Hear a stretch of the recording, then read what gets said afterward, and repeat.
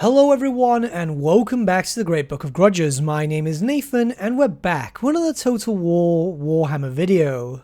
Yesterday we spoke about the lore of Tzeentch, a lore of magic exclusive to the servants and worshippers of the Dark Prince of Pleasures.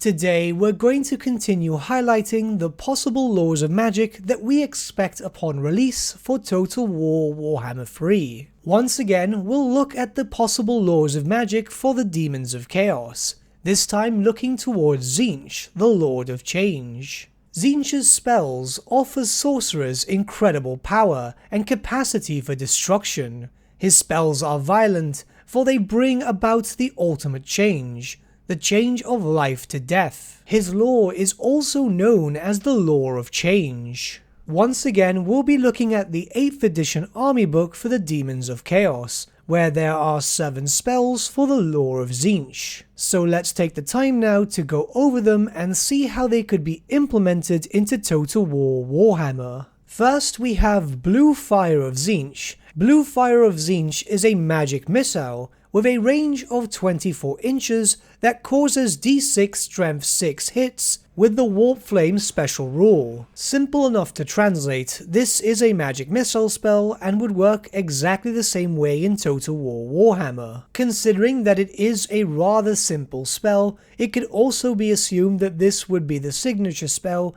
available to all wizards of the lore of Tzeentch as soon as you recruit them. Next we have Treason of Tzeentch. Treason of Tzeentch is a hex spell with a range of 24 inches. Until the start of the caster's next magic phase, the target must use the lowest leadership value in the unit, instead of the highest as would normally be the case, and cannot benefit from Inspiring Presence or Hold Your Ground special rules. Again, this is easy enough to translate. The Treason of Tzeentch would be a hex spell which would reduce enemy leadership, possibly also nullifying any extra bonuses they may get from any other entities. Next is the Pink Fire of Tzeentch. Pink Fire of Tzeentch is a direct damage spell.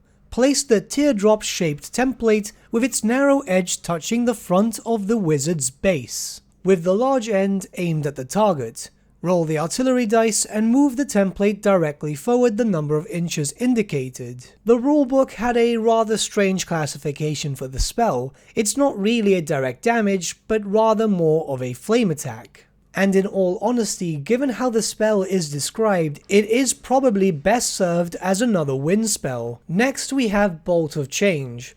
Bolt of Change is a magic missile with a range of 24 inches.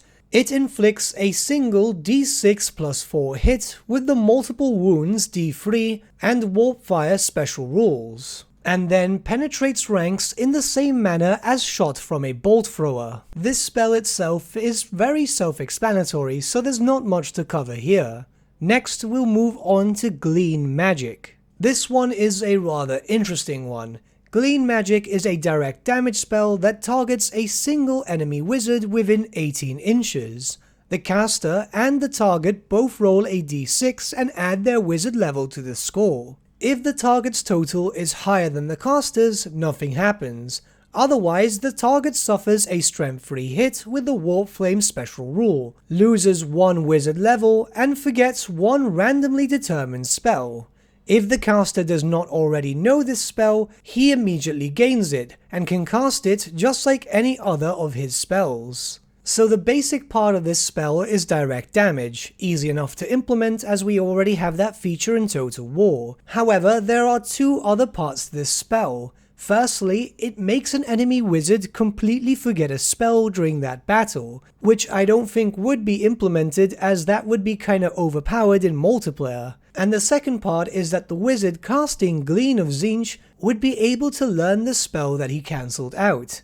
Now, I still think that this could be implemented in some special way. Say for example, all Tzeentchian wizards would have access to a bound spell which is locked at the start of every battle. This would only be able to be used when you have casted Glean Magic on an enemy wizard. By that I mean, when you cast Glean Magic on an enemy wizard, you have the chance of randomly getting one of his or her spells. That would then be granted in your bound spell section, and you'd probably only have access to 1 or 2 uses. The spell itself would be completely random, so if you're fighting against, for example, a Lore of Death wizard, you could have the chance to get any of their random spells.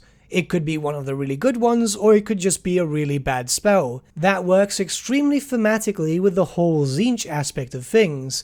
I don't know if that's even possible in Total War. It could be, as we haven't still seen what they're planning for the third game, but I think it would be kinda cool. The next spell would be Tzeentch's Firestorm. Tzeentch's Firestorm is a direct damage spell. Place the small round template anywhere within 30 inches. It then scatters d6 inches. All models hit by the template suffer a strength d6 hit, with the Warp Flame special rule. Again, another damage spell, but more in the lines of a magical vortex more than anything, or at least that's how I see it being translated into Total War Warhammer. And lastly, we have Infernal Gateway. Infernal Gateway is a direct damage spell with a range of 24 inches. The target suffers 2d6 strength 2d6 hits, with the Warp Flame special rule. I think this would be better yet served as an explosion and summoning spell, where after your explosion it would summon in some minor demons of Tzeentch. There's also a Warp Flame special rule, but it was way too finicky and it was more best suited for the tabletop. This itself would grant enemies, or have a chance of granting enemies, a regeneration special rule. Such things don't really belong in Total War if I can be completely honest. Now, let's go back to the fact that I was changing the spells around in my interpretation a lot. This is simply because it's more of a balancing thing. You see, direct damage spells were quite powerful on the tabletop, and Tzeentch desperately needed them if you were playing a Tzeentchian-based army, as you had no proper frontline. It was very easy to get slaughtered as a Tzeentch army if anything got too close and personal, so direct damage spells which were very favourable on the tabletop would work very well there. However, they're not as good as they are in Total War Warhammer, where balancing comes into effect here. Wind spells, vortexes, bombardments, hexes and so on, they are all much more useful than a basic direct damage. So I'm hoping that the spells get changed up a little bit to just reflect this. Of course, I could be entirely wrong here, but this is purely speculation. What do you guys think about the lore of Tzeentch? And how would you see that being changed up into Total War Warhammer? Let me know your thoughts in the comments below, and let's start a bit of a discussion. But with that, my friends, we've come to the end of our video. Thank you so much for watching. If you did enjoy the video, might I suggest giving the video a like, or even subscribing to the channel, as it really does help us out.